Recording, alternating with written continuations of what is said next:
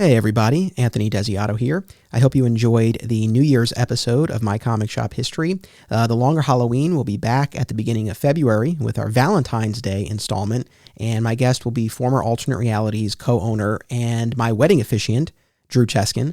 So that should be a lot of fun. In the meantime, this is a special presentation of my brand new podcast series, My Comic Shop Book Club.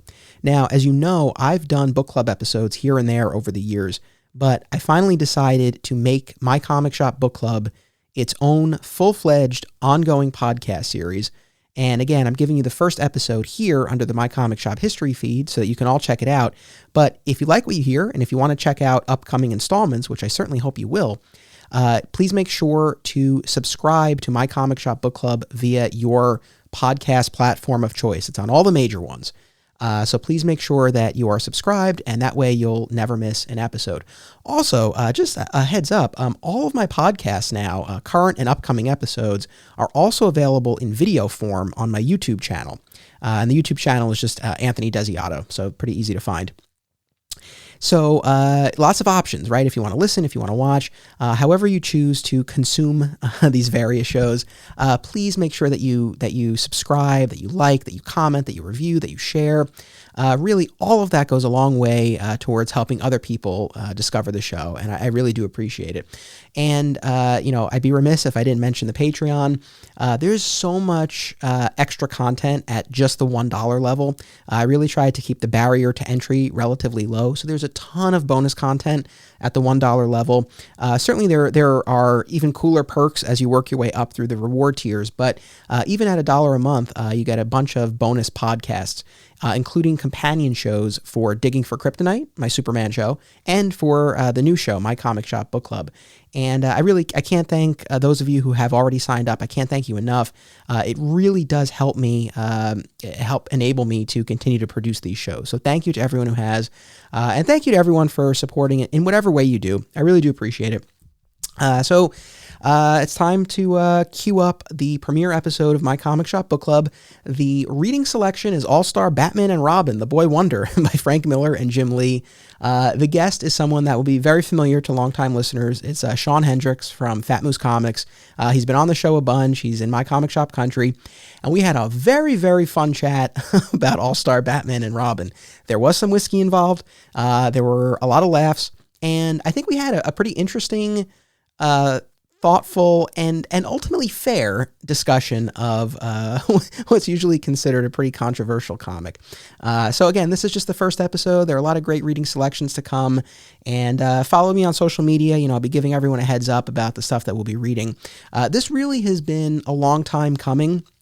Again, I've dabbled in book club episodes in the past, but I've recorded a few episodes of the new series already, and it's really been a lot of fun to revisit some favorites of mine, to discover some new books, and in the case of All-Star Batman and Robin, to take a look at something that I didn't really love the first time and see if there might be some way to enjoy it. So I won't spoil the outcome. Make sure you listen to the episode to follow to see what the verdict is on that. So really quick recap. We currently have 3 ongoing podcast series.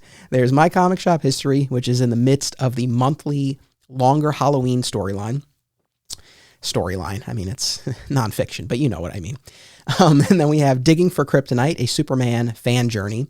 So that's my big Superman podcast series. And this month, the month of January, I have 2 epic episodes about the 1950s television series Adventures of Superman, starring George Reeves. And Alternate Realities favorite Rich Roney is my guest on both episodes, as well as the Patreon exclusive bonus episode. It's a lot of Adventures of Superman talk. If you have any interest in the show, I cannot stress this enough. Make sure you check out these episodes. We had an absolute blast.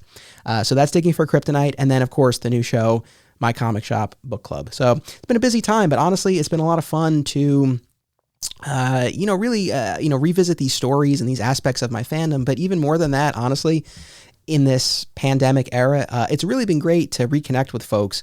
It's, virtual over an iPad screen, but, it's still great to see people and talk to them and have these fun conversations. So it's been a blast for me. I hope that you've been enjoying. I hope you will continue tuning in. And now, without any further ado, here is the series premiere of My Comic Shop Book Club.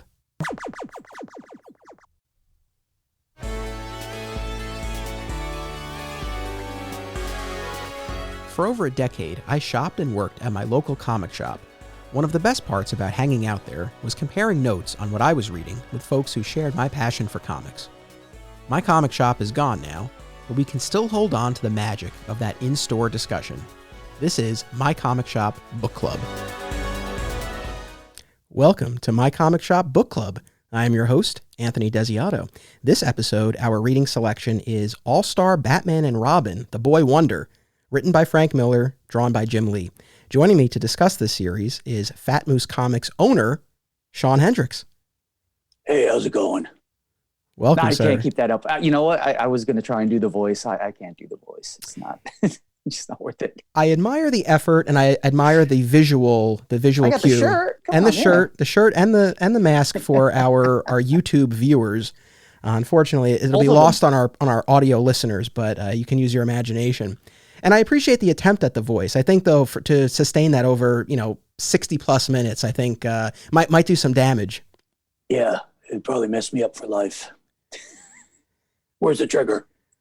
Oh my goodness! Would you like to? I'm already bored. Hold on. Would you like to unmask and reveal yourself for our audience? This may actually be preferential, but okay, this is what my face looks like. There he is, folks. Look at all this hair. So it's very appropriate. This is My Comic Shop Book Club, right? Born out of the great discussions that many of us have experienced at our local comic shops. You are the owner of Fat Moose Comics in Whippany, New Jersey, and it is my gift and it is my curse. Yes. And it's the comic shop that we need, but not the one that we deserve, or vice versa. There you go. Which one? Is it the other? I can never keep that. That phrase never made any sense to me. Well, he's not the hero we need, but the one we deserve. Whatever. Well, we won't pull at those threads too much, but yeah, we are here to discuss the infamous All-Star Batman and Robin, The Boy Wonder, not to be confused with Scott Snyder's All-Star Batman, which came out far more recently. Right. The series we're talking about, again, by Frank Miller and Jim Lee, they published 10 issues in between 2005 and 2008. I looked it up. So, yes, this, of course, was a series plagued by delays and notoriously remained and remains unfinished. So issue 10 ends not on a hard cliffhanger, but totally unresolved. And to this day, we never got a resolution to the story. Now, did they not? I didn't get a chance. I literally, truth be told, I got the book. I read it when it was coming out monthly in quotes. But those issues are all in storage in my sister's basement in Branchburg, New Jersey. And so I didn't get a chance to get there. So I ordered it through my shop and the trade paperback showed up on Saturday. I didn't get a chance to read it until like 6:30 tonight. And now it's a little after 8. So I sat and just binged the whole thing. It ends. It's not a terrible ending. I don't think it's unresolved in any way, but it does feel truncated. It does feel like there was probably going to be more. And I didn't have time to do the research because I literally finished just in time to pour a drink and hop on this Zoom meeting with you. Didn't they do like a one-shot follow-up a bit later? No, nothing? Was there nothing? Oh, hang on a second. So the trade paperback you have, I think, does it just collect 1 through 9? I believe so. Okay. So Hold on, I'll grab it. I got it literally right behind me. Give me a second. Yeah. So while Shawn is looking for that, oh, wow, that was fast. All right. Okay. And he's back. This is, here it is. I don't know. Hold on. Usually they put it on the back cover. This is, I'm pretty sure. There's so much crap in the front here before you. So I'm pretty sure you just have 1 through 9, and that's why you said like, oh, it's not that bad of an ending. Because I remember very well, of course, how issue number 9 ends. Issue 10, though, yeah. Okay. 1 through 9. So the Absolute Edition that they did, that one. Oh well, excuse me. That one has issue 10. So you did most of your homework, but you didn't get to the 10th issue. But that's okay. It's okay. It's not your fault. I'm so tired. I know. Listen, I don't know how many people listening or watching are new to my stuff. I suspect and I hope that there are a lot of folks who have been with me on my on my podcast journey with My Comic Shop History and Digging for Kryptonite. And, you've been a frequent guest on my other podcast. So I think for a lot of our audience, you're a welcome face and a welcome voice. And I know you're busy with the shop, and I appreciate you doing this. And I guess before we really dive in, let's toast. Here we go. Happy holidays and all that. Yes. Well, this will be out after that, but I hope everyone. Well, it's what today's the 21st. Cheers. So. Cheers, everyone. What are you drinking? I will give you one guess, and you will be absolutely correct. I know it's Wild Turkey. It's just a matter of, is it the 101 or is it the Long Branch? That's the only question. No, that Long Branch is long gone. Okay. That didn't stand a chance. Okay. Do you know what I have? You have Maker's Mark. It is Maker's Mark, yeah. See, that's how good I am. I can just look at it and tell you what it is. When I did my reread, I posted a photo on the Flat Squirrel Podcast Network Facebook group. And it was my iPad with issue number 1 pulled up. And it was the bottle of Maker's Mark and this glass. And I think that got more likes than almost anything else I've posted. Well, and you went super classy black and white. You were very artsy about it. Yes. Yeah, I did do that. And I had one of your customers actually pointed out my fancy glass. Octavia, I think, called out my fancy glass. She's awesome. She's cool. Yeah. Yeah. And I have to give a shout out, actually, Stonegate Wines and Spirits, a liquor store in Valhalla that is owned by a guy I met through my old comic shop. And he actually gifted me a set of these glasses. It's quite nice. I don't expect that drinking during the episodes will be a regular thing with this podcast series, except when you're on. It will when I'm on. Yeah, you got that right, pal. But somehow it felt appropriate for this reading selection, right? For this goddamn Batman. Do you think it should have just been called the goddamn Batman? I think it's known basically as the goddamn Batman at this point. So, all right. There's a lot I want to ask you. I want to get your take on everything. But I just want to lay out something real quick. I took notes. Look. Oh, I took notes. I appreciate that. I don't have any notes, so I really appreciate that. Well, you're much more clever than me, and you probably have it in your head. I don't know. We'll see. And once that Maker's Mark kicks in, who knows? But, I just wanted to talk for just a second about, kind of how I'm picking the reading selections for this book club podcast, because for the most part, my intention is for this to be a celebration of comics. Like, for the most part, the stuff that I'm going to be picking is stuff that I really enjoyed, right? I don't really have the interest or the desire to spend my energy like dumping on something for an hour. Right. That's just not what I want to. There are plenty of YouTube channels that do that exact thing. Exactly. Right. So I don't want to put that energy out there necessarily. I will, of course, whatever we're talking about, I will give my honest opinion, and even stuff, even if I enjoyed something as a whole, there's always stuff that, you didn't like, and I'll be honest about all that. This episode though, falls into a little different category, but there's a method to the madness, because one of the reasons I wanted to do this podcast, again, celebrate the stuff that I like, but another reason is I thought it would be interesting to kind of revisit certain stories, and this is a great example, where I did not enjoy it the first time around, and it's not something that I remember fondly all these years later, but I always wondered, coming back to it with a different perspective, is there something that can be enjoyed there? Is there a way that I could kind of approach this where I could find a way to enjoy it? And that was sort of the experiment and the challenge that I wanted to present to myself, and that's why we did this episode. Well, what's your hot take real quick, like your elevator pitch on what this thing is? My hot take, honestly, is that I definitely enjoyed it more than I did the first time around. I don't think that it's a misunderstood masterpiece. I do think it's misunderstood to an extent, and there are aspects of it that I enjoyed. I don't feel that it's the train wreck that I guess I felt it was initially. So my position on it changed. Again, I didn't completely swing the other way. That would be a lie. But I was able to find a way to at least enjoy aspects of it. So I think overall for me, it was a successful experiment. I mean, here's the thing. I'm not going to sit here for an hour and try to convince you or anyone else that like, this is amazing, you have to read it. But again, I do think there is something to be enjoyed about this. And we'll talk about it. But what's your hot take? It's a bit of a shit show, pardon the language.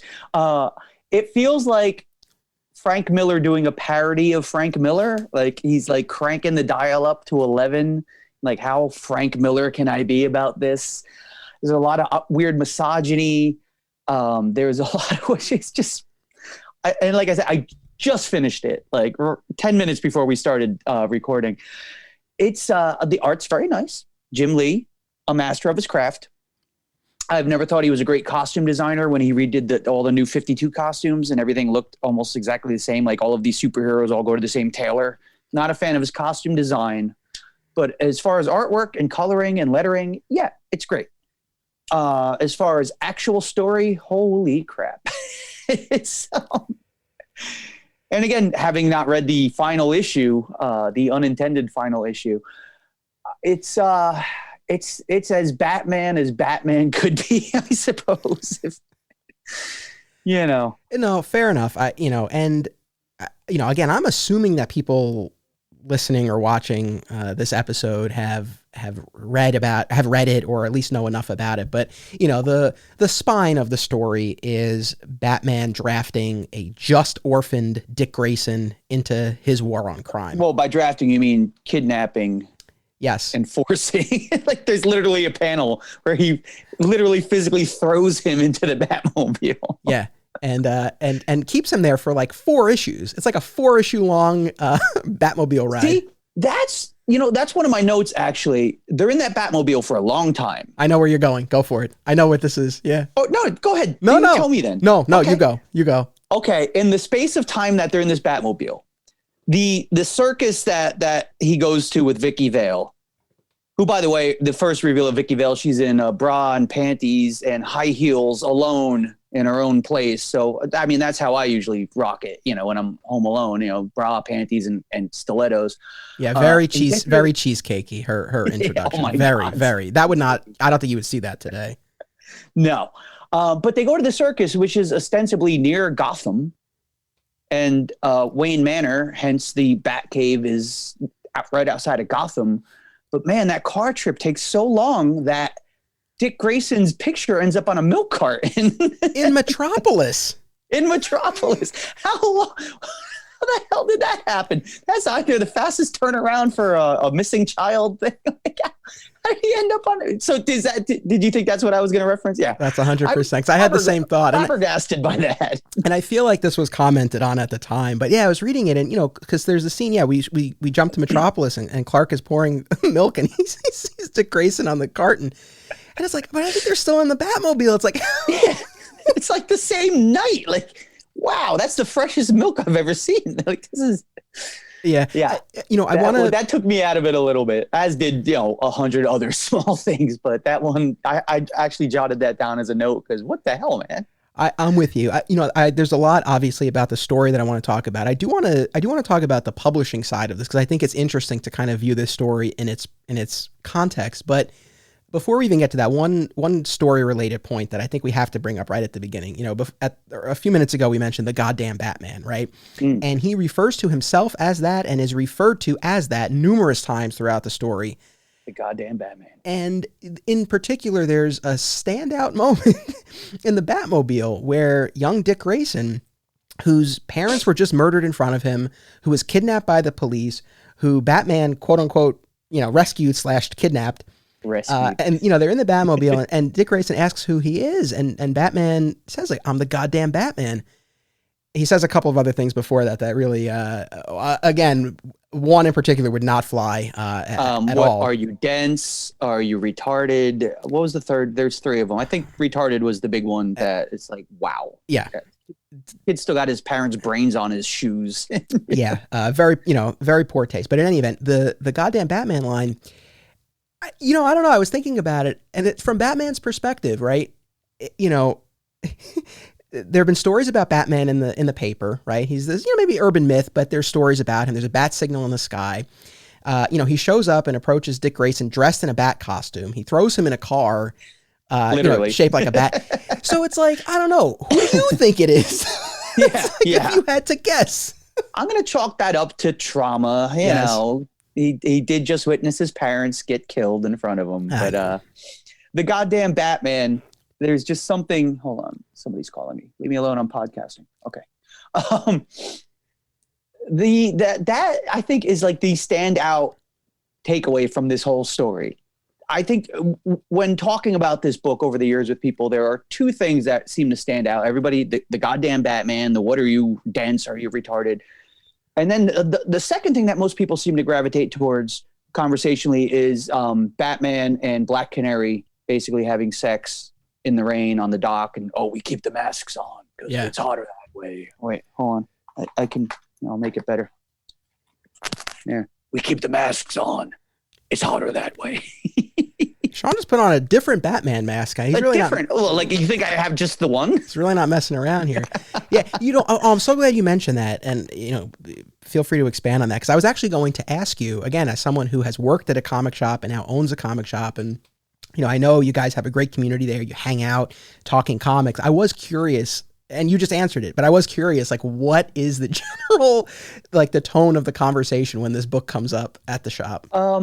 Most people view it as like an Elseworlds B movie, like a Robert Rodriguez, grindcore version of Batman, like intentionally over the top, sometimes so far over the top where, they could not release that book today. There would be YouTube series and protests and cancel culture and all. Like, there's no way DC would ever be like, let's put that out there, And that's the thing. And, like I said, I wanted to kind of examine the publishing history of this, because I think it's interesting, and it makes All-Star Batman and Robin like an even more curious choice, right? So this was part of the All-Star line. Right. And this was the first book in the All-Star line. Ended up being only one of two. There was this and All-Star Superman, which, of course, is regarded as one of the greatest Superman stories ever. So I've always wanted to reread. I read it monthly. It ran the full 12 issues, right? Yep. That one finished. Yeah. Completed. Yeah. I remember enjoying it. And I think I even own the animated version, which I still haven't gotten around to watching. But I would love to sit down and reread that, because it's so highly regarded. At the time, reading it monthly, I read so many comic books in a given week that I remember enjoying it, but it didn't resonate with me, because I'd read that issue, issue 3 or 4, then I'd go read something else and something else and something else. I would imagine in a trade paperback format that it's much more enjoyable. Yeah, for sure. But I get what you're saying. But, for anyone who needs a refresher, the All-Star line was intended to be not quite DC's version of Ultimate, like what Marvel did with their Ultimate line. Right. But the sort of the idea behind it was top tier creators on their biggest characters, freed from the shackles of continuity, able to tell whatever stories they wanted, utilizing any toys from the character's history that they wanted to, right? To ultimately present the most like iconic version of the character. And I think with All-Star Superman, you get that. Like, that's one of those books that I'm sure you've experienced this, right, at the store, where either a new customer or an existing customer who's kind of thinking about Superman, like, oh, what should I read? It's like, that's one of those books that you can give to someone and say, here you go. Right.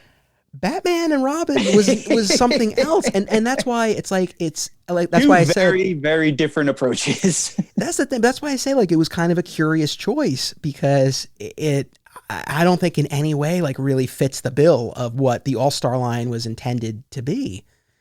I think it was a matter of, we've got Frank Miller, we've got Jim Lee. They're both basically commanding a heavy paycheck. I guess we're just going to release whatever the hell they give us. I don't know, Well, so, one other member of the creative team that I would like to mention here is the assistant editor, Brandon Montclair. Good friend of mine. So Brandon V. Montclair? Is it V?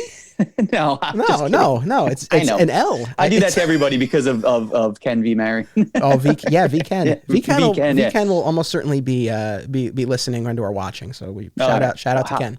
How's it going, pal? But no, okay, I'm sorry. That's quite all right. Yeah, I was gonna say, I was like, wait.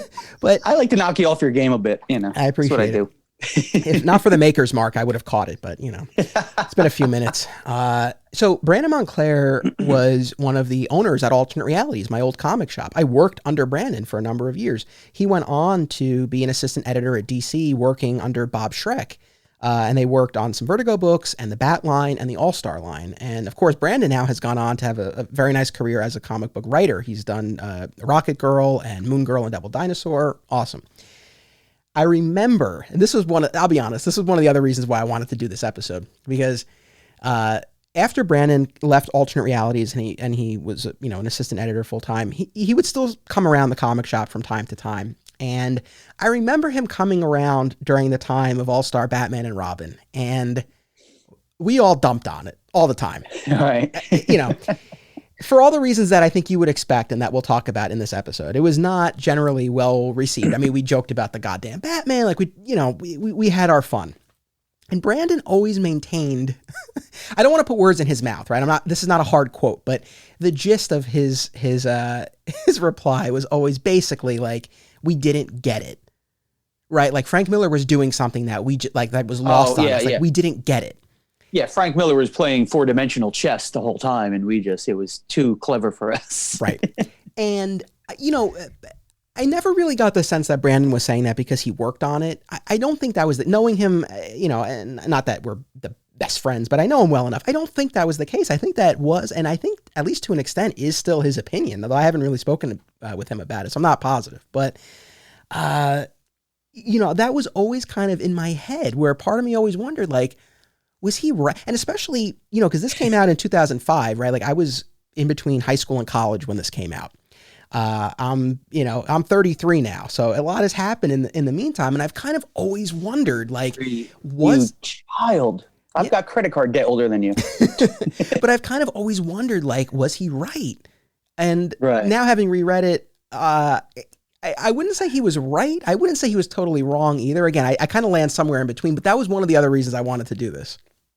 I would say Frank Miller, and he's a legend. There's no denying, what he's accomplished, what he's achieved, the mark he's made on comic books and pop culture in general. But Dunn lost his mind, man. It happens. I mean, you look at, and we have conversations at the shop all the time about creators as they age, kind of maybe, the gears start to skip a little. I mean, he got, for example, and we could do a whole episode about this one day, about Dave Sim.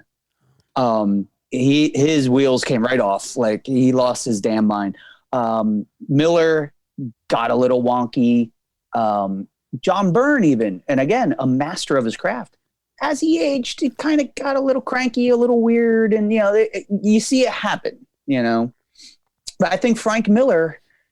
I mean, did you read his the Black Label Superman series he did recently with Romita Jr.? No. And okay, don't.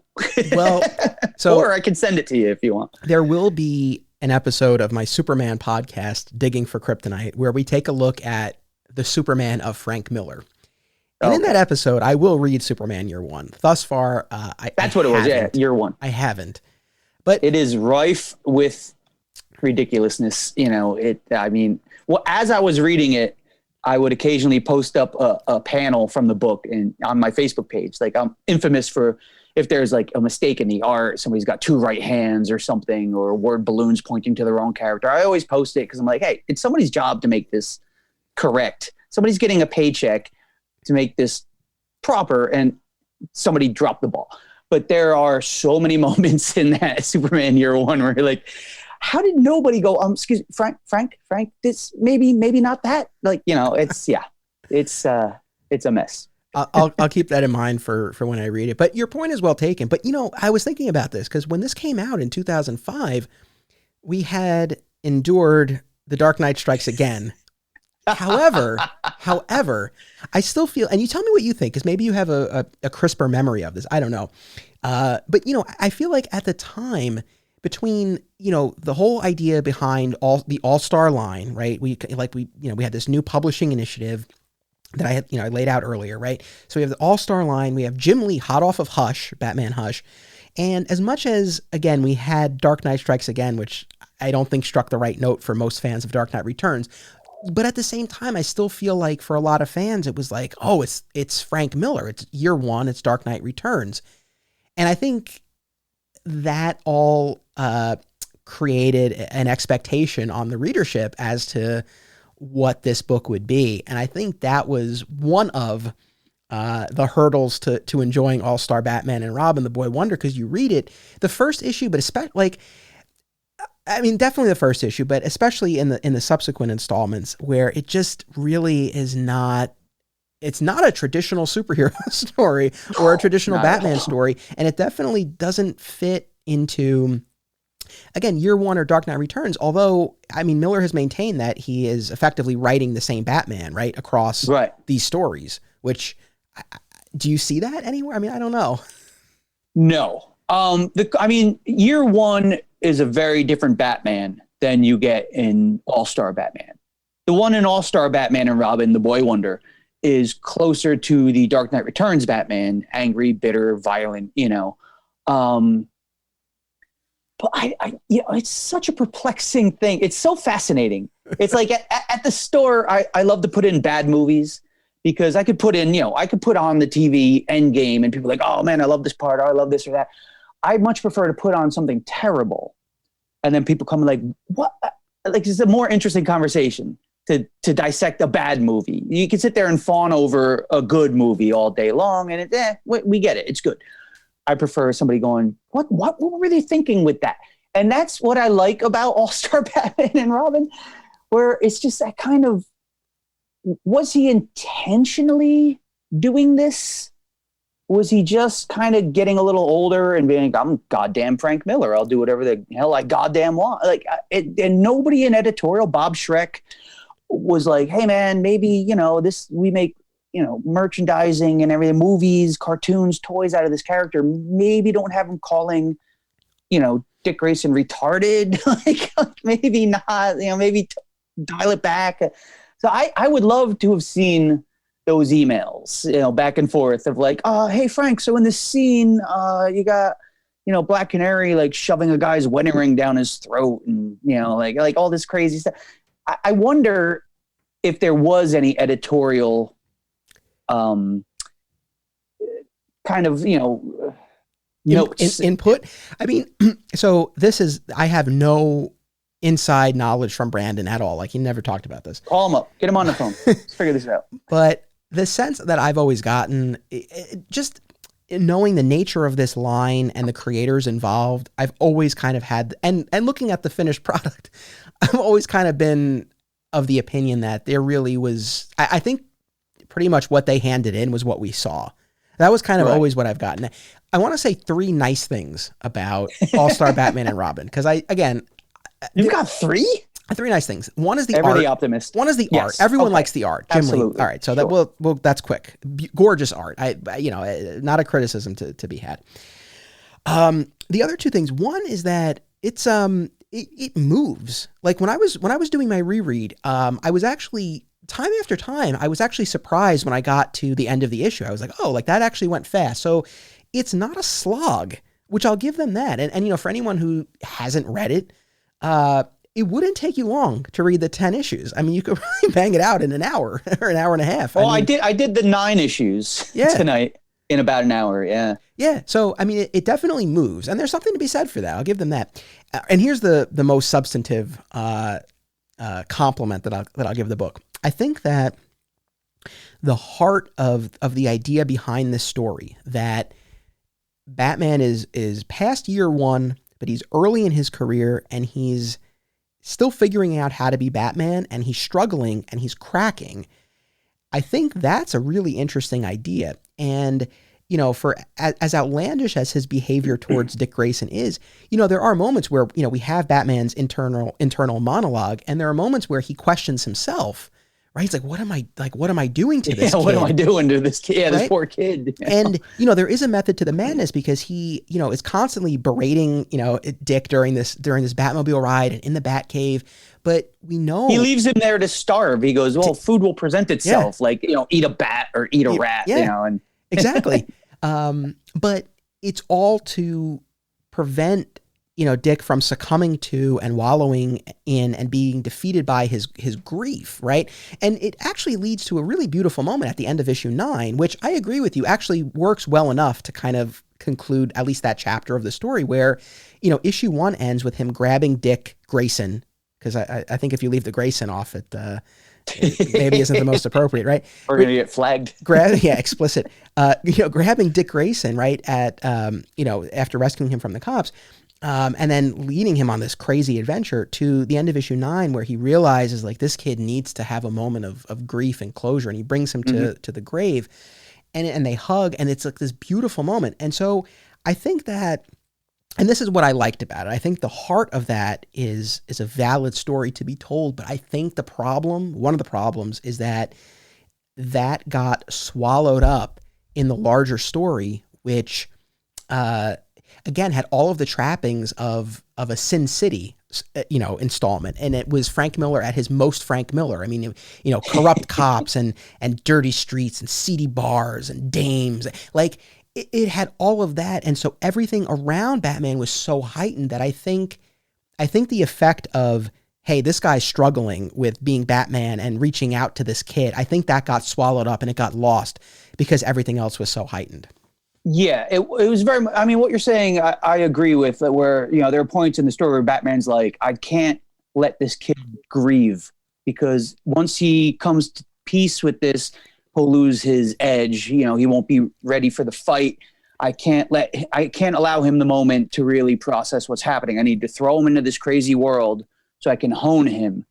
And then there are parts where Bruce's mask slips, where from Dick Grayson's perspective, his word balloons or whatever, you see like, he's trying to do this Clint Eastwood voice. He goes, for a second, his voice slipped into normal. And Dick Grayson recognizes that this guy's damaged. He's trying to do a thing.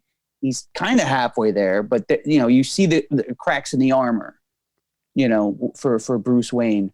But yeah, the things like leaving him in the Batcave and being like, you'll find food. And then Alfred brings him a bacon cheeseburger. And then Bruce gets mad, like, why'd you feed him? And he's like, the kid's got to eat, man. He's like a monster. Like, there's a lot of interesting stuff like that. But they have those moments where they try to humanize Batman a bit. He's definitely putting on an act. You could see, with the whole goddamn Batman. But they do have those moments where he reveals his softer side, where he's having a hard time keeping up this facade, For sure. I'm so glad, you brought that up, because I think that is a nice moment, again, when the voice slips and Dick notes it. So I'm glad you brought that up. Yeah, so there are some nice touches. Again, I think the effect kind of gets lost because of how bonkers the overall story is. But there's some good stuff in there. Let's take a 30-second commercial break, and then we will continue when we get back. Movie lovers should check out this family of film festivals: the Brightside Tavern Film Festival in Jersey City, the Hang On to Your Shorts Film Festival in Asbury Park, and the Point Lookout Film Festival on Long Island. Submission information for filmmakers, as well as details about the festivals generally, can be found at filmfreeway.com. Also, be sure to listen to the podcasts hosted by the festival's organizer, CJ Cullen. You can find the official Hang On to Your Shorts podcast, as well as the Cullen on Film podcast, via a shared universe network. And we're back, and we have yet another mask from Shawn. Oh, and the mask is gone. One of many. How much? I can't see through that one. There have been no cut. I'm not planning to edit this. So what you're hearing is exactly what we've been recording and filming. How much whiskey do you have left? Enough. I'm good. Okay. This being the most wonderful time of the year. Most of my customers are gifting me with either candy or alcohol. So it's, death by 1,000 cuts. It's going to be either diabetes or cirrhosis. We'll see what happens first. I know you said that you literally just finished your reread. Were you partaking during your reading, or did you pour it for the recording specifically? I'll never tell. I wasn't actually. No? I ate some vegan mac and cheese. Okay. Because when I did my reread like a week or so ago, I did pour myself nothing crazy, because I had to keep my wits about me. I knew we were going to be talking about this. But again, I enjoyed my reread. I think I was able to, enjoy it enough that I felt it was worthwhile. And I'm glad we're doing this episode, like, for whatever that's worth to you or to listeners. No, it's all about the approach. If you approach it like, all right, this is ridiculous. It's like when people watch WWE, they know it's over the top. They know it's scripted. They know, but you watch it for the spectacle. And you know what I mean? If you can enjoy it on the merits of just being this crazy ass Elseworlds B-movie, goddamn Batman, you can enjoy it. There are those moments, those weird chauvinistic moments and stuff where like, ooh, okay, in this day and age, maybe that would be a little like, but if you're ready for the ride, if you know what you're getting into, it's enjoyable. If you're like, here's Frank Miller being as Frank Miller could ever Miller. Like that's, Yeah, no, but that's it exactly. And I think like that's not what I was expecting. And that's not what I was looking for when I read, like, I remember when this came out, I remember being excited for it. I remember, again, I love the idea of the All-Star line. I was into Hush and I was excited that Jim Lee was going to be doing the art for this. Like, again, like I was there for it. And I remember, I've said it before. I'll say it again. Hush is overrated. I know. Sorry, Justin. I know if Justin hears this, he'll be upset with me. That's the subject of another book club episode, actually. But so I was there for it, and again, I was disappointed by what we got at the time. But you're 100% right, and again, that's why I wanted to do this, because it's like, yeah, if you go in with the understanding that this is Batman by way of Sin City, and you could kind of buy into that. I'm gonna make a comparison here, and you'll roll your eyes for a second, but just bear with me.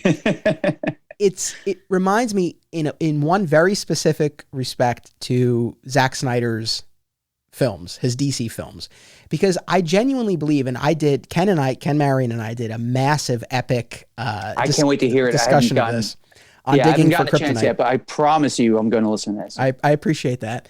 So we did this huge Digging for Kryptonite episode about the films of Zack Snyder, and one thing that I said multiple times throughout the episode was that I don't want this to get off track, but go for it. But I feel, when don't we get off track? This is kind of what we do. It's true. But I really feel like, if you buy into, same idea, right? If you buy into the idea that this is setting Superman in quote unquote the real world in modern times, I feel like the choices that Snyder made were the appropriate choices for that story in that setting, and that world that he was creating.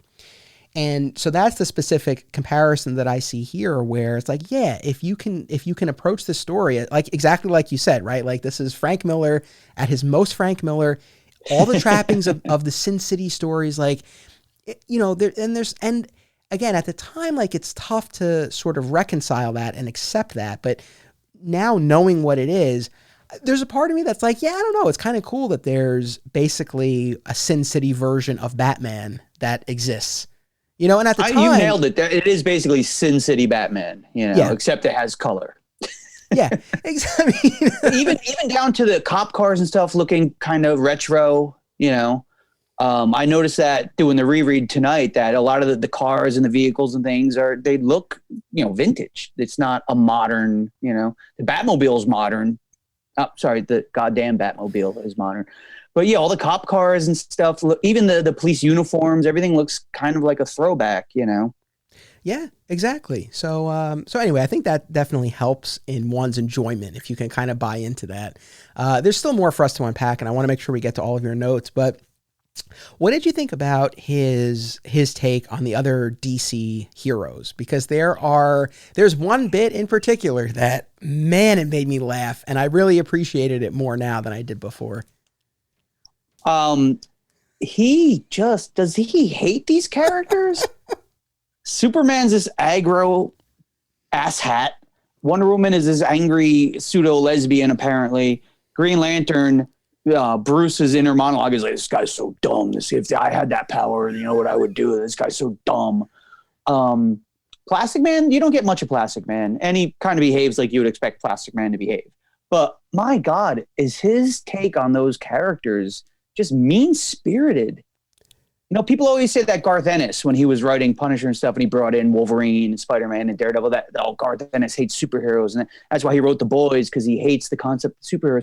But this book, holy crap! It's one thing in The Dark Knight Returns, Superman becomes kind of a shill for the government and whatnot, but he still does the right thing in the end. He realizes Bruce is still alive. Spoilers for a book from 1986, and he kind of like lets it go. He's like, all right, he's not really dead. I'm gonna walk away.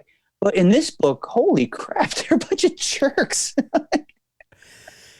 You're not wrong, but I don't know. I mean, and I guess it's debatable. Maybe we have our answer, but it's like, does Batman's view of these characters match Miller's? I guess that's the question, right? Well, the thing is that the scene with Wonder Woman meeting up with Superman, Plastic Man, and Green Lantern, that's not shown through Bruce's perspective. That's a great point. Yeah. They're meeting up out. So if that was shown, like, and he was watching them, I could see it like that's his idea of these people, of how they act. But that scene has nothing to do with him. He's nowhere near there. So the portrayal of those characters is entirely Frank Miller's choice. Like, this is how these people act. And it was unpleasant. Yeah. So you found it like you were kind of put off by his take on the proto Justice League. Yeah, very much so. Fair enough. It's funny. Like again, as you know, and any longtime listeners know, Superman's my favorite character. That being said, it did make me laugh the bit where, Vicky Vale is in the hospital and she needs the help of this specialist doctor, and Batman has Alfred call the Daily Planet, has him call Clark, basically to let him know, like, I know who you are. And this panel of, Superman carrying the car as he's running across the ocean. I don't know, it made me laugh. Yeah, because in this book, Superman doesn't know yet that he can actually fly. Batman knows Superman can fly and makes some comment like that idiot doesn't even know he's capable of flight, Yeah. That was a bit ridiculous. It was. But again, like, despite being the massive Superman fan that I am, like, I was still able to kind of find the humor in that. And his view of Green Lantern, similarly, it did make me laugh. This whole idea. We had a little technical glitch, but you're with us, yeah? Yeah, we had a drop out. No, you're fine. I'm here. We're all good. I was just going on and on, so it's fine. So it's happened again. We have another little freeze here. No. Please bear with us, folks. Sorry, guys. I live in Butler. The internet's terrible. It's quite all right. Listen, I hope that everyone appreciates. Certainly, we appreciate you listening, and/or watching, and. I hope everyone takes into account that we are, in the era of the pandemic and remote recording and dealing with Wi-Fi, and we're doing our best. But can you hear me now? Yeah. Okay, good. All right. So we've made it. It's 42 minutes in, and this is the first glitch during the recording that we've had. So I think that's pretty. I'll take that as a win. I'll take that as a win. So I will celebrate that with a sip of a Guinness. Go for it. I was going to say that.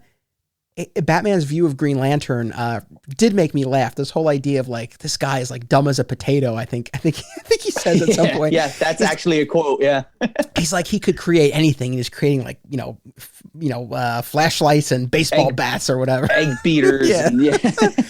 And I mean, it leads again. I know I used the word bonkers before, but, like, it's this bonkers sequence where Batman and Robin paint everything, including themselves, yellow. In order to neutralize Green Lantern. And it's like, it is absurd, but there's something very funny about it. And I don't know, I guess I just, like, I'm glad that exists. Well, going back to earlier, I said the two main takeaways were the goddamn Batman, what are you, dense, are you retarded? And then Batman and Black Canary. The third, if there's a third, is that sequence where they paint everything, including themselves, yellow, and then offer him lemonade just to really go one step over. Like, would you like some lemonade? And then, of course, Robin throat punches him, and they got to do a tracheotomy, and it goes very Frank Miller. But yeah, the idea of, like, all right, and Batman's inner monologue is something like, there's his one weakness is yellow. What the hell kind of cosmic beings would make this all powerful weapon, and then make it maybe that's his hang up. I don't know, but yeah. The scene of them just all in yellow is so stupid that I love it. Yeah, there's something amazing about that. And, the fact that Robin goes too far, that does lead to that moment, I believe, if memory serves, where he realizes, like, okay, like, I've done wrong by this kid. Like, he needs to have this moment where he needs to go parents. grieve. Yeah. Yeah. So, like I keep saying, I think there's the germ of the idea is an interesting one, and one that I don't know that we've really seen fully explored. Like I said, I think it just kind of gets lost. But what else was on your list of notes? What other stuff stood out to you? Well, real quick, with the Green Lantern scene with the yellow room and everything, there's a moment where Robin steals the ring off of Hal's hand. Right. Right? Yeah. But then years later, I think it was Jeff Johns did that in Justice League #1. I think it was the New 52 or whatever, where Batman steals the ring. Oh, okay. Where him and Hal meet up in a sewer or something. And, Hal's like, you don't even have powers. And he's like, yeah, well, where's your ring? And it turns out Batman swiped his ring. I think that was probably lifted whole cloth from All-Star where Robin did that, because he's like, he's just a kid. What are you doing? It's crazy. He goes, yeah, where's your ring, tough guy? And he looks at Robin's got it like, I stole your ring. Yeah. My other notes, it was basically page 3 is Vicky Vale in her bra and panties and stilettos while she's in her own apartment alone. Like, because, yeah, that's everybody does that. I'm having a date with Bruce Wayne over and over. Yeah. Yeah. Oh, and she tries on multiple slutty outfits and stuff. Yeah. It's such a misogynistic book. They're at the circus and he's watching the Flying Graysons and his inner monologue says, this brat is something. Brat? Why are you calling this kid a brat? Like what has he done? You don't even know the guy and you're calling him a brat. Like his go-to is, look at this brat. It's I know.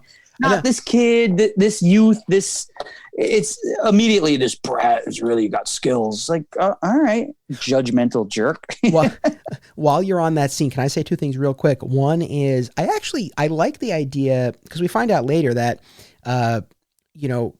Bruce was looking to draft someone into his war and he had, Dick Grayson in mind. Of course, he wasn't planning to draft him until much later. And then the murder of his parents, accelerated the timeline. But the idea that he was looking to expand his army is kind of interesting. So I did like that.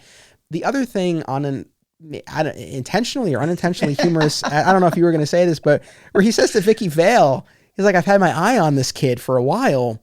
Yeah. And she's like, what? She's like, what do you mean? Yeah. And he's like, oh, I have an eye for talent. It's like, I mean, this eccentric billionaire is like, that'll get you on To Catch a Predator pretty quickly. Yeah, that definitely stood out. And Dick is what? Dick Grayson is 12 in this. They make a point of that numerous times. Like just like I'm having a date with Bruce Wayne, like where Vicky Vale like repeats that to herself. Same thing, like Dick Grayson, age 12, like that. Gets a lot of he's play. 12. So Bruce says, "I've had my eye on this kid for a while." How long have you been? And how is he even on your radar? And what were your plans? Let's say his parents didn't get murdered. You're going to swoop in, wait till he turns 18, and then show up and be like, come with me, kid. Like what? I don't understand. what was the end game there? Like what was? That's a good question, actually. Like, what was the plan there? Yeah. If the events didn't get accelerated by their murder, the Flying Graysons, or the Dying Graysons, I guess is more appropriate. But what I know. Look, allow me that. All right. It's been a long year, my friend. I know. That's true. That's true. But what was his plan? And if anybody, why that kid? And when were you planning on swooping in and being like, hey man, want to meet the goddamn Batman? Like, I don't get it. Can I say, I'm sorry, but while we're on this scene, because there was actually a lot in that sequence that jumped out at me. And this is the last thing, I promise. But it was that when the Graysons are murdered, like there's no hesitation from Bruce. Like he instantly is like, he doesn't know how to process this. Like I gotta move. And I thought that was interesting. And again, obviously from Bruce's own experience, like he knows 100% what Dick is going through. So I did like that as well. Well, here's a question for you. Yeah. You're much smarter than me. Maybe you can answer this. It's revealed that the guy hired to kill the Graysons was hired by the Joker. Yeah. Who also in a very misogynistic scene murders the chick in the hotel room. That was uncomfortable. And then has the Nazi lady with the Nazi boobs clean it up. Like, creepy. But why did the Joker hire Jocko Boy? I forget the guy's name, something like that. Why was he hired to kill the Graysons? I didn't, like you said, I didn't read that final, quote unquote, final issue. Was that any part of it? It was not resolved, and I know we're jumping ahead to the end, but that's the end. Right. I mean, it's, it's like, no. So, what? You and I should team up. I draw a little. I mean, I'm not very good. We could make the definitive ending to All-Star Batman and Robin the Boy Wonder. We'll just pick it up where it left off. We'll come to a conclusion. That'd be great, actually. Yeah, All-Star Batman and Wait, Robin. can we afford Tom Rainey? I'm friends with him. We can have Tom Rainey draw. You are close personal friends with comic book artist Tom Rainey. All-Star Batman and Robin, The Boy Wonder, the goddamn finale. I think the goddamn finale. See, it sells itself. Yeah, I mean, we might get hit with a lawsuit from AT&T, but I got a lawyer. I know a guy. Oh, wait a minute. I know you. That's true. So yeah, well, but what was I going to say? Fiction can't be sued, can it? It's fanfic. Oh, this is what I was going to say. So with the okay. So Sorry. no, the final issue. The final issue does not resolve this. So the issue that introduces the Joker, I think it's that issue. He approaches Catwoman to team up. Is that the same issue, right? So in issue 10, the would-be finale, what ended up being the finale, Batman finds Wonder Woman like in really bad shape, like in the remains of like one of his old bat caves. But we don't know anything about what happened. And so I assume that was part of the story to be told. So anyway, to answer your question, it's like, no, like we never find out why the Joker hired a trigger man to kill the Waynes. Right. And apparently he also to kill the Graysons. I'm sorry. To kill the Graysons. And I mean, apparently he also had all these cops in his pocket as well, right? Because I mean, that's the whole thing, right? The Graysons get shot dead, which that too, I don't know if that's on your notes, but typically, right, there you go, right? Right there. So yeah, the change to how they die, what did you think about that? The change to what? To how the Graysons are murdered. It paints most of the Gotham cops as dirty, as on the take. They take Robin to the Gulch or whatever it's called to ostensibly kill him. One of them slaps Vicky Vale for being too nosy, which again, in this day and age does not, it didn't age well. And then, maybe you can answer this because I read through it twice just to see if I missed something. Alfred and Vicky are in the limo. She's driving. They're chasing the cops who have Dick Grayson. The goddamn Batmobile slices through a cop car. I would imagine. You've frozen. I don't know if you can hear me, but you froze there for a second. Please bear with us, folks. Oh. You there? I'm sorry, man. No, you don't have to apologize. Okay. All right. So Vicky's driving the limo. Alfred's passenger. They go to chase the cops who have taken Dick Grayson to murder him in the woods. The Batmobile slices through the cop car, probably killing the couple officers in there. But then it cuts to Vicky being wounded, her collarbone's broken, and this and that, and Alfred's tending her wounds. They didn't show the limo crashing. No. So what happened off panel where all of a sudden Vicky's in the hospital? And that's when, Bruce is like, go call Clark Kent and we'll get the doctor here. But they didn't show any of that. Like, it seems like sloppy storytelling. Like, there was no scene of that limo crashing. Yeah, no, I'm with you. I had the same thought, and I went back to the first issue as well. And I'm like, did I miss something? And so the fact that you had the same takeaway, no, I mean, I think it was just like they had a car accident off panel. Yeah. What call? I mean, yeah, I don't know. That was a very odd choice, but I had the same thought process you did. And I went back and I was like, did I miss something? But apparently not. Because the scene where the Batmobile crashes through a cop car, I was like, oh, was that the limo? Did he just crash through his own limo? And it wasn't. It was the cop car. So right. I don't know what the hell. Yeah, I don't know. Again, that's the thing where editorial, if they were doing their job, would have been like, Frank, are we missing a page? Is there something that, what? Yeah, Brandon, what the hell? Brandon, come on, man, get it together. I just think we didn't. He had one job, just the one. We just didn't get it. You don't get it. This is the thing, Shawn. 5-dimensional chess. That's what it is. You just don't understand how car accidents happen, without any explanation. Brandon might actually listen or watch, and if he does, hello. We're just busting your balls, pal. Yeah, we like it. It's all in good fun. And actually, Brandon, if you have an explanation, I would be happy to hear it. Honestly. What's amazing, I don't know, Shawn probably can't hear me right now, but obviously listeners can. And Shawn is frozen mid-sip of his whiskey, which I feel like okay, he's back. Shawn, I was saying that you froze mid-sip. And I was about to say that if there were any image that encapsulated you, I feel like that's it. How dare you, sir? You know, we made it so like we're almost an hour in. We've made it so far with just these last couple of technical glitches. I don't feel like we should push our luck too much longer. Okay, can I throw a couple of more points though? Keep going. Okay, so Black Canary. We need to talk about Black Canary. Yeah, we do have to talk about Black Canary. There's an issue there. There's all right. She's working at a bar called Black Canary. Two patrons walk in discussing on the way. You got to see this chick. You know, she's so hot. She's the new Black Canary. She's behind the bar in a mask and fishnets, and her booty's popping and all that. And all the guys are trying to get handsy and call her sweet cakes or whatever and everything. And the captions, I guess they're told from Bruce's point of view, even though he's not there. And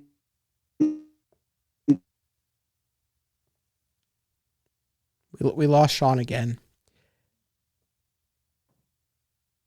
Let's see. I'm sure he'll be back ever so shortly. Am I back? You're back. You're back. I'm back. You're back. Yeah. Boy, wait, man, now you're frozen. Oh, God damn it. Terrific. Now I'm frozen to Shawn, but of course, listeners and viewers, you can see and hear me. Thank you for bearing with us. We are nearing the end of this episode here, and I hope that the technical glitches haven't been too burdensome and haven't taken you out of the conversation too much. I was apologizing. I was apologizing to our audience. It just happened again. Damn it.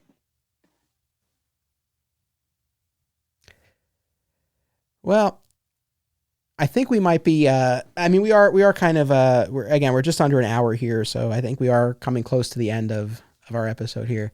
I don't know. In the future, we might have to do these from Fat Moose, where it seems like the Wi-Fi might be a little, because we did at least one from there. We did at least one podcast from Fat Moose. I think the Wi-Fi is a little more reliable there. We might have to do that for future installments. Yeah, I agree. Although I can't drink there because I have to drive home. Will you pay for my Uber? Yeah, you know what? Fine. Listen, if enough people sign up for the Patreon, patreon.com/Anthony Desiato. If enough people do the Patreon, we can spring for an Uber for Shawn so that he can have his whiskey, and we can do these podcast episodes. So you were talking about Black Canary, right? And the sequence in the bar where it's very chaotic. I think between the art and the script, they do a good job of conveying like the chaos of the scene, right? Where she's constantly being hit on, and she finally snaps and just beats the crap out of everybody, including, like you said, those two guys. One of whom is, visually at least, Oliver Queen, not by name, but one of whom in the panel where they're entering the bar refers to the other character as Dorothy. I don't know if that's a slur, like you're a woman, or is the guy's name Dorothy? I'm not, because it's not in quotes. And like, okay, Dorothy. Like, I don't know what was going on there. I don't know. But yeah, she's this. So like, yeah, this Black Canary is this bartendress, this Irish lass who just finally has enough with all of these men and is inspired by Batman, right? So we see this with both Black Canary and Batgirl, right? Like two characters. Oh, yeah, Batgirl. And both female characters, like both young women in Gotham who are inspired by Batman and put on costumes and go fight crime. But I think the costume for Black Canary was part of the job because the bar is called the Black Canary. Like, I don't know, because the guy says, oh, you got to see the new Black Canary. Apparently, maybe that's like a Hooters where you got to wear a certain costume, But the one of the captions, and again, I think it's Bruce giving his take on Black Canary, which is weird because he's not there. He says, maybe she's had enough, maybe she can't take it anymore. Maybe it's the wrong time of the month. I had that moment like, oh, Frank, come on, man. Like trying to play it into, she's menstrual, like, and that's why she's going to lose her temper. Like, just felt so anachronistic. Like, just like, dude, no, it's not a thing. Like, stop it. It's a good point, and it's like, as much as that was 15 years ago, I feel like even then, that was, the wrong note to strike and was just inappropriate on multiple levels.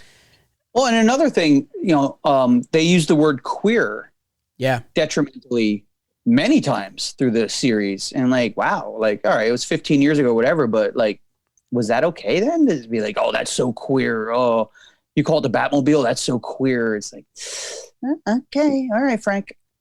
Yeah.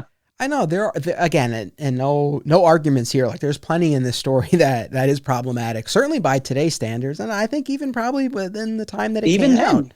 Yeah. Yeah, no, for sure. I mean, I feel like even that time, there was plenty of commentary about that. I mean, that's it's interesting because, I mentioned the Zack Snyder movies before. Even though there are many detractors, there are diehard fans as well. In the little bit of research that I did on All-Star Batman and Robin the Boy Wonder, like, it's not really mixed. I feel like the vast majority of like critical and fan commentary on this is negative. I mean, like, do you know of anyone like who's come through the shop or something, or anyone you happen who's like, oh, it's amazing? No, the only people who like it ironically. You know what I mean? Like, this is so ridiculous that I love it. You know what I mean? Yeah. But speaking of Zack Snyder, there's going to be a day. I guarantee it, man. You're a go-getter. There's going to be a day where you interview with Zack Snyder for your podcast. I'm telling you, man. You're so pro-Zack, pro-Zack. Oh, shit. But you're such a fan that I think there's going to come a time as you build your empire, there will be a day where the flat squirrel meets up with Zack Snyder. I would love that. That would be great. I'm going to work on that for you. Because, knowing all of my huge connections in the industry. Listen, you start with Tom Rainey and off. Does Tom Rainey listen when you do these podcasts? I don't know. He was in a couple weeks ago because I ordered the IDW artist edition of Michael Golden's Micronauts. He's a huge Michael Golden fan. He came in. I made him sign a bunch of books for me and stuff. But maybe Tom is my in. I can just like, hey. Me and Tom are tight. How do I get to meet Zack Snyder and bring him over to Anthony? Yeah, I'll do what I can. Look, I got a lot of stuff going on, but on your behalf, I appreciate it.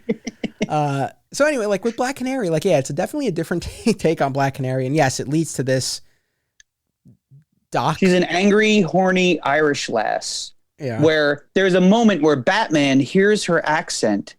So it sounds like she's from blah, blah, blah. Like a specific part of Ireland. I'm like, okay, the Batman's the world's greatest detective. He probably could make out her accent. Yeah. But later on, there's a scene where Robin hears Alfred. He hears Alfred's voice and then picks out, oh, he sounds like he's from Kensington or, like a little province of England. It's like, how does this 12-year-old kid, how could he place it? Like, you could hear the accent, be like, all right, he sounds British.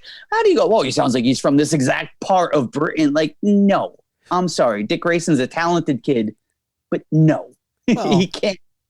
Listen, Dick Grayson, age 12, he's traveled the world with the circus. I kind of chalk that up to come on, man, seriously. It's a Frank Miller, ladies and gentlemen, Frank Miller.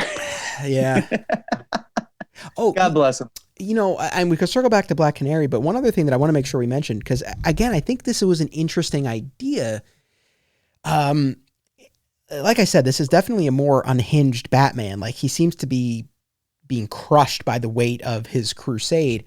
But we also see him delighting in the violence that he inflicts on criminals in a way that I don't know that you see in other stories. I mean, there's that sequence in particular. I think it's like shortly before he encounters Black Canary, where where he saves a woman from a group of would-be rapists. And I mean, he really relishes in the pain and the damage that he inflicts on them. Yeah, he chooses to laugh on his way down into the alley, and he says something like, "Oh, I put on the laugh; it always scares them." And he breaks the guy's arm, says something about you're never going to feel your hand properly again, and then he beats the hell out of a couple guys. Then the chick he rescues kicks the guy and he congratulates her like, yeah, good job. And, he goes, do me a favor. Don't call an ambulance. Let them deal with it. And he's very, he's a sadist, man. He's just, yeah. Now it's different. In The Dark Knight Returns, 1986, you were but a babby then, right? What year were you? I was not even born. Oh, yeah. Okay. Now I feel really old.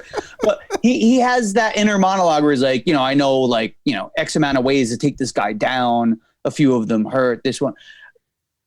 he's vicious, but he doesn't revel in it. He just understands, I need to do this. This is like, I need to hurt these people to take them. But yeah, in the All-Star Batman and Robin, the Boy Wonder, he relishes it.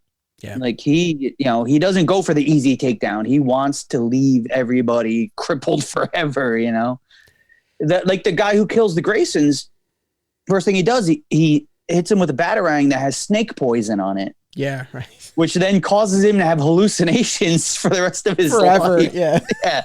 Because that's how snake poison works. You if anything, you and I being experts in snake poison, that's how that works. Yeah, snake poison and the origin of accents. We know exactly where everyone's from. Yeah. I can tell you exactly where you're from and what kind of snake poison will do what to you. Exactly. And what kind of whiskey you like. That's the very trifecta. specific skill sets. Yeah. No, I know. Like it's again, like it's not. I don't know that there's any other Batman story, or any other take on Batman that's in line with this. And this is probably being too generous, but I'll offer this. We don't know where this story was going, and I think that's one of the frustrations with reading it, and also with having this discussion. Like we're limited by the fact that. We have 9 in your case and 10 in my case, 10 issues, right? And it's not all of us can afford the absolute editions of everything. I don't have. Listen, I would not buy the absolute edition of this. No, I read it digitally. I got to cancel my Amazon order for you. Yeah, it's heading your way. But we don't know where the story was going. I mean, just a quick refresher. After it stalled out at issue 10, and then the All-Star line itself never went forward. It was this and Superman. That was it. I think it was like 2010 or so. It was announced that Miller and Lee were going to do a 6-issue miniseries called Dark Knight Boy Wonder, which was going to resolve this storyline.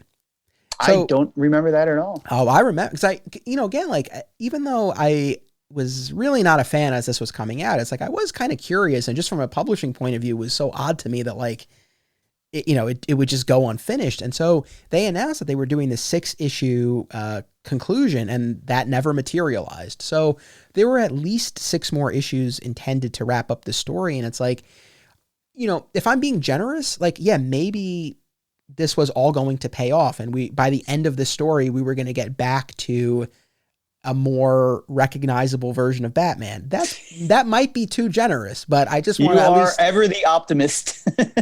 I just put it out there because I don't know, maybe it's at least a possibility. But now, the original series was supposed to be 12 issues, right? That's the thing. I don't know. I think, right? Because like that's what Superman was. That's what Superman was, yeah. So if they crapped out at 10, then it was going to take them another 6 to finish? I mean, I really don't know. I mean, they had, they certainly had the business, right? Like you said, of what the Joker's motivation was in taking out the Graysons, right? Right. And then, we had, Black Canary introduced, we had Batgirl introduced, Jim Gordon kind of came into play later on in issue 10, which I know you didn't have, but like he had a larger role in that issue where his wife gets into an accident. She's like driving drunk, and he's at the hospital, and he's calling Sarah Essen, and that's the last page is him on the phone with Sarah as his wife is in the hospital. I may own issue 10. You probably do. I probably read it years ago, and it's in storage in my sister's basement in Branchburg. But yeah, the trade that I ordered only goes up to 9, which honestly, it's probably a better conclusion. Yeah, it is, because it ends. That's probably why they did it. Just to be like, hey, close enough. We tried. To be honest, I think that happened because I'd have to double check this. I think the trade came out, I think before issue 10, these issues were so delayed that I think the intention was like, okay, issue 10 will be the start of All-Star Batman and Robin Volume 2, trade paperback. And that just never happened. But yeah, like we said, and it's actually a nice full circle moment. Again, going from that moment where he grabs Dick Grayson to the moment at the grave, even though you don't get the resolution as to like why his parents were murdered, what the Joker's involvement, motivation were. You don't get any of that, but the sort of the emotional resolution of like, okay, I need to work with this kid a little bit. Like the story is more Robin's journey than Batman's. Right. Yeah. Batman doesn't change at all. Robin, he gets scooped up as a traumatized kid and then exposed to this crazy world, and then dives headfirst in, where the point he almost kills Green Lantern and then realizes, oh, that's probably not a good thing, and then gets to grieve. It's not a great book like, to this day, but I'm trying to give it some sort of positive spin, you know. You know what? It might not deserve it, to be honest. And I don't. It's not like, you know, I don't want to paint this as like, oh, I have such an agenda, you know, with this book. It was really just, I was always curious between, you know, Brandon's claims, you know, and just, you know, with some time and distance, I was just kind of always curious. Like, I don't know, is there something worthwhile about this? And again, I'll say one final time. Like, again, I think there were some really interesting ideas. I don't know how well they were necessarily executed. And I do think a lot got lost in the story as a whole being as over the top as it was. I think, you know, if the rest of the story had been a little bit more ground, I think there's, you know, this could have been stronger and maybe been remembered better by people, but it just was not to be. It's certainly remembered by people. That's true. Not remembered well, but remember more of a cautionary tale than you know, the scene between Batman and Black Canary where they have their moment on the docks.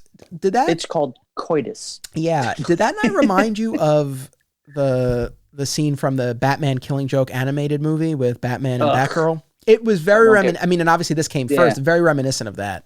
Don't get me started on that nonsense. I know. What a dumb idea.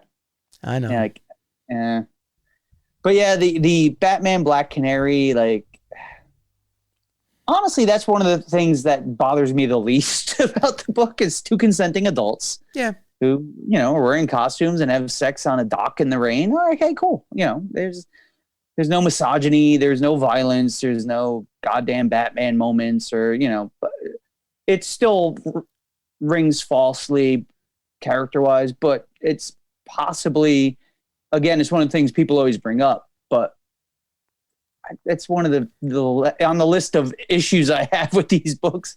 It's further down the list. It's like, hey, it's just two freaks getting their freak on, whatever. Let them do it. You know, it's true. Bat condom, hopefully. You know, you know, he's got to have a couple condoms in that utility belt. I mean, just speaking as adults, you would think if he's got a contingency for everything, it's true. He's probably carrying some condoms. I think that's fair. I feel like even if sorry, man. I'll go with it. Year. I feel like even if he doesn't, I feel like Alfred would throw a couple in there. Don't you think? Yeah, right. I feel like Alfred would be like, Master Bruce. Like, here's a cucumber sandwich and some condoms, just to get you through the night. Hey, not to change the subject, but on the note of Alfred, there's actually, so, you know, we do get internal monologues, like from a bunch of characters, Batman and Dick and Vicky Vale and Batgirl and Black Canary, like, and Jim Gordon and Alfred briefly. But it is an interesting sequence where Alfred, I think he's like hitting a punching bag, right? Am I remembering this? Right. Right. Shirtless, sexy Alfred. Yeah, Alfred's and there's that moment he's very toned where he's holding going back to earlier in the series after the car accident that we didn't see, when he's holding Vicky Vale. I mean, he's like a movie star. Yeah. Alfred's pretty hot. But what was I going to say? Hence all the condoms. I mean, Alfred carries them. He puts them in Bruce's belt. I mean, they're sexy guys. You know, you never know when an opportunity is going to present itself. Yeah, well, apparently down at the docks fighting crime. But there's that interesting moment with Alfred where he's hitting the punching bag and he's reflecting on Bruce and Bruce as a kid, and this idea like Bruce was always like, you know, always kind of had this fire within him. And it leads to this moment where Alfred speculates that it wasn't until like Martha's last moment, like her last breath, where she looked over at Bruce and like saw Bruce's true nature. I'm sorry, who looked at Bruce? The second I said Martha, I knew where this was going. What? Yeah. Why'd you say that? Yeah. Why'd you say that name? That's his mother. Sorry, man. It's all right. Some things are too easy. I walked right into that. I admit it. But I know what you're talking about. He says that Martha's like dying breath, she saw Bruce turn into a monster or whatever, or turn dark. A demon, like, I think. The last thing she saw last thing Martha saw on Earth was her son become this vengeance demon or whatever. I forget the actual wording of it, but that was unnecessary to see, like, you know, as Martha dies, she watches her son become like this grim, I don't know, whatever. And then there's a line from Bruce, like something like, I touched my mother's breast. Awkward enough. And then the next line is like, you know, and there was blood and I realized she wasn't breathing and there was no heartbeat. But there's just literally a caption that says, I touched my mother's breast. Like, okay, you could do better than like that caption. If I was to take just one picture of that caption and put it on Facebook, we'd be like, what the hell book are you reading? Yeah. Yeah. And, you know, your point about, being put off about that notion that was Martha's last thought, right? Like, I get what you're saying. And I suppose, you know, if you asked me to assemble my like all-time definitive Batman origin, would that be part of it? No, probably not. But again, like, I think it's an interesting idea, you know, and, you know, reading the book now, like, just kind of knowing what it is and accepting that it really is just kind of like this weird footnote of a Batman story, really, right? That is unresolved part of a now defunct, you know, publishing line. Like, it didn't really go anywhere. So, but I don't know, like, again, I thought that was an interesting idea. But yeah, I mean, is that, you know, do I like the idea that that's this poor woman's last thought on Earth? You know, no, not necessarily. Yeah, my son has just become a monster. Like, yeah. But again, it was an interesting idea. And like Martha's last vision on Earth was watching her little boy become this grim specter of vengeance. And like, yeah, okay, all right. Although it's very Zack Snyder-y.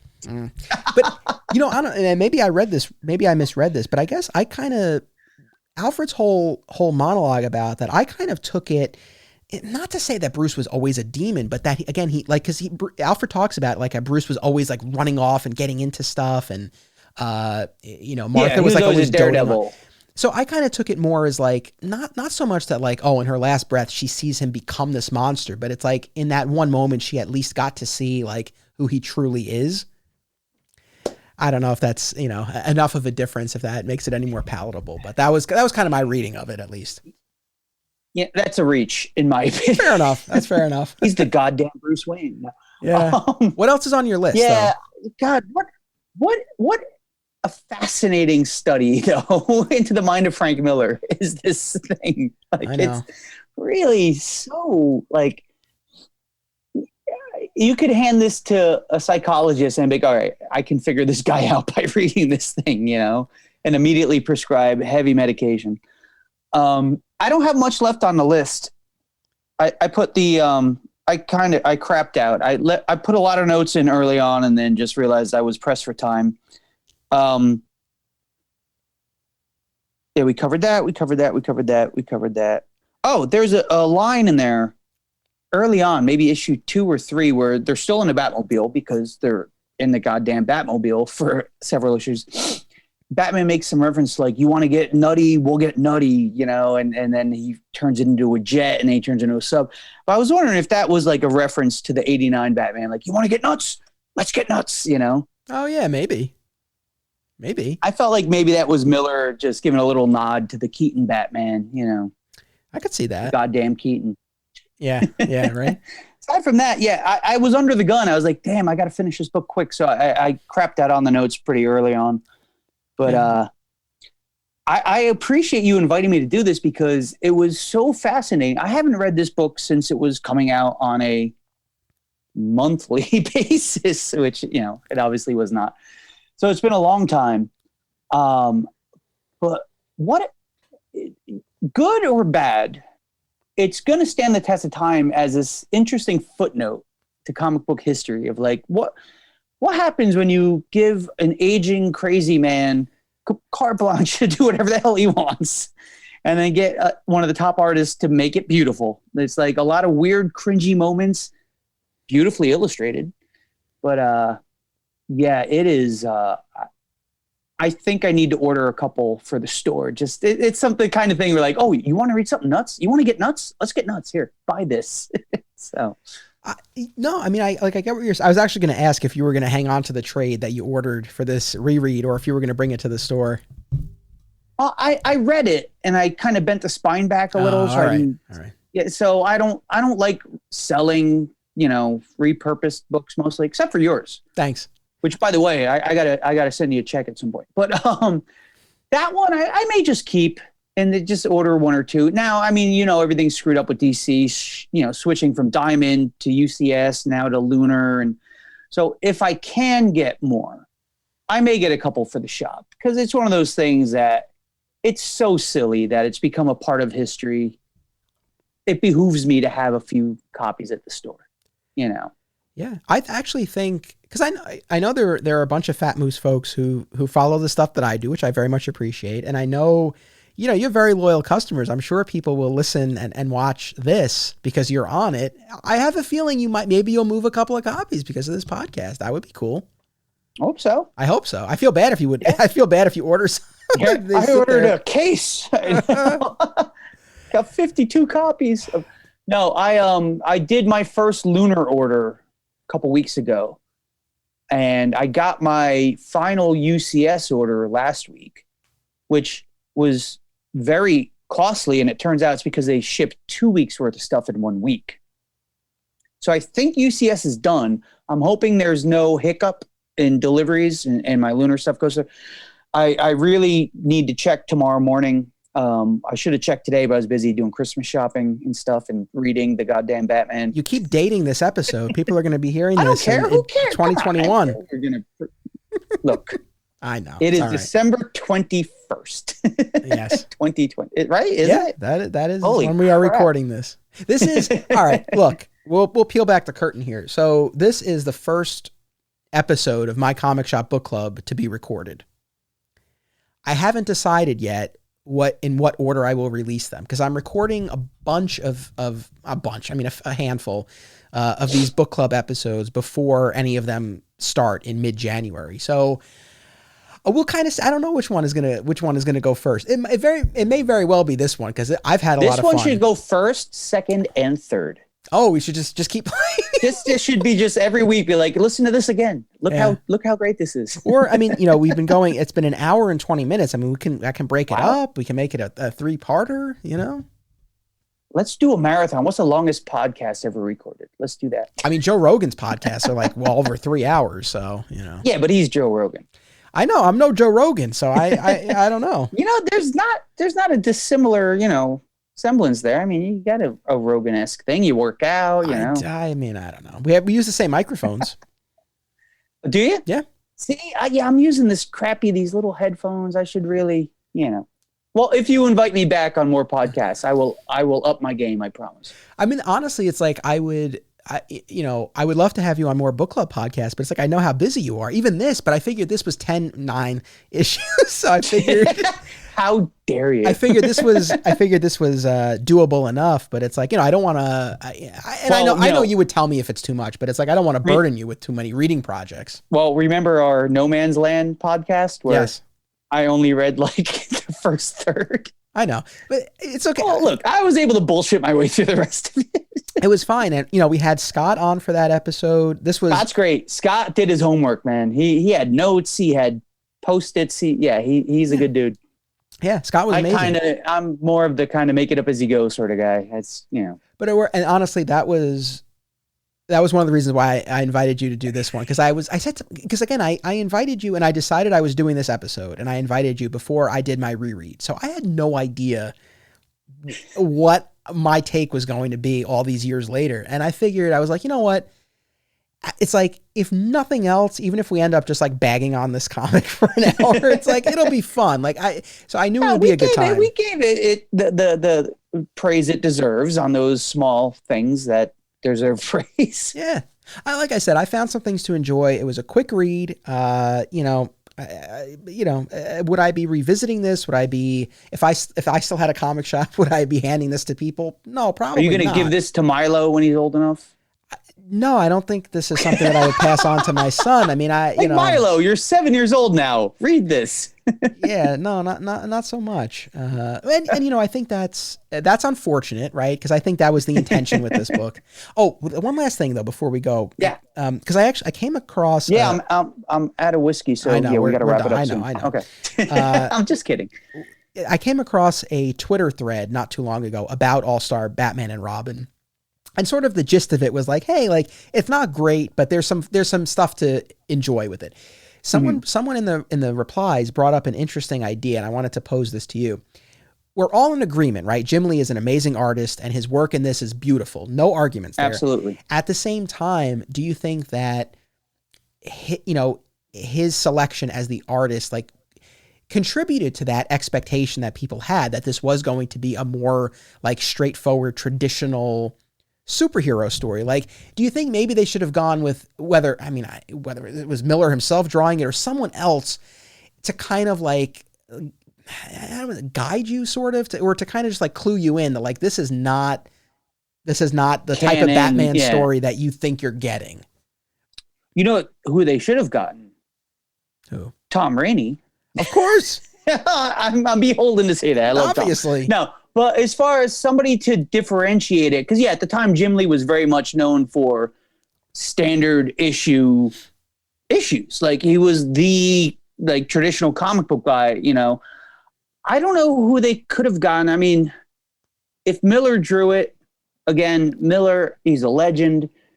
It probably would look like crap on toast if Miller drew it. His style's gotten very loose.